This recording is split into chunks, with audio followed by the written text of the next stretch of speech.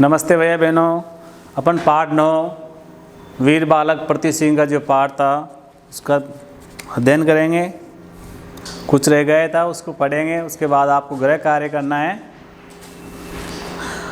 औरंगजेब, जसवंत सिंह कहाँ है तुम्हारा शेर। जसवंत सिंह अपने पुत्र की ओर संकेत करते हुए ये रहा मेरा शेर, यानी अपने जो पुत्र था 12 वर्षीय वो वहीं पास में बैठा हुआ था, तो उसकी तरफ इशारा करते हुए कहा कि ये रहा मेरा शेर। आप दोनों शेरों की लड़ाई का प्रबंध करावे, यानी दोनों को जो युद्ध करना है, लड़ाई करनी है, उसकी व्यवस्था करें। शाही पिंजरे में बादशाह का शेर लाया गया। वह ज़ोर ज़ोर से दौड़ रहा था। पिता का संकेत पाकर पृथ्वी सिंह उठा, पिता के चरण छुए, आशीर्वाद लिया और साहस के साथ शेर के पिंजरे में घुस गया। यानी जो बालक था पृथ्वी सिंह वो वहाँ से उठा, पिताजी से आशीर्वाद लिया और साहस के साथ पिंजरे में घुस गया। इस तेजस्वी बालक को देखकर शेर एक कोने में दुबक गया। जो शेर था डर के मारे एक कोने में छिप गया, बैठ गया। पृथ्वी सिंह उसे एक टक देख रहा था। ये दृश्य देखकर सभी दर्शक आश्चर्यचकित थे। शेर को दुबका हुआ देखकर औरंगजेब चिंतित हुए। ऐसे ने शेर को भाले मार मार कर उकसाने के लिए कहा। जो कर्मचारी थे उनको कहा गया कि जो शेर है उसके भाले से वार करो ताकि ये उकसे, क्रोध में आए। सैनिकों ने उकसाने पर शेर ने धाड़ लगाई और पृथ्वी सिंह पर झपटा। पृथ्वी सिंह ने अपने को एक तरफ बचाया।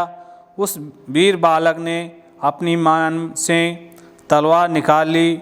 ये देखकर जसवंत सिंह ने कहा, बेटे किसी भी नियत पर तलवार का वार करना हिंदू युद्ध नीति के विपरीत है।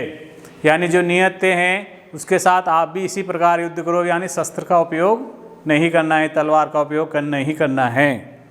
ये हिंदू जो नीति है उसके विरुद्ध है। किसी भी नियत पर तुम्हारे द्वारा धर्म के विरुद्ध कोई आचरण न हो, यानी जो धर्म है उसका पालन करते हुए उसी के आधार पर आपको युद्ध करना है। यह सुनकर पृथ्वी सिंह ने तलवार एक ओर रख दी और शेर पर छलांग लगाकर उसका जबड़ा पकड़ लिया। दोनों शेर आपस में गुद गए। कुछ देर दांव-पेच चलते रहे। अंत में पृथ्वी सिंह ने शेर को नीचे ज़मीन पर पटक दिया। शेर के जबड़ों को फाड़कर ऐसा खींचा कि शेर दो फाड़ हो गई, यानी शेर को ज़मीन पर गिरा दिया और उसके जबड़े में हाथ डालकर उस जबड़े को ज़ोर से फाड़ दिया। खून से लथपथ बालक पिंजरे से बाहर आया और पिता का आशीर्वाद लिया।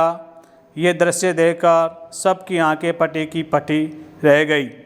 दरबार में सन्नाटा छा गया, यानी चुप्पी हो गई, सब सन्नाटे हो गए, सब चुपचाप देख रहे थे उस कार्यक्रम को और सब चुप हो गए।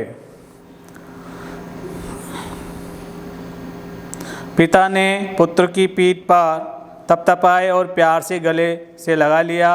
धन्य है ऐसे वीर बालक जिनके साहस और वीरता की कहानी अपने देश के युवकों को वीरता की प्रेरणा देती रहेगी।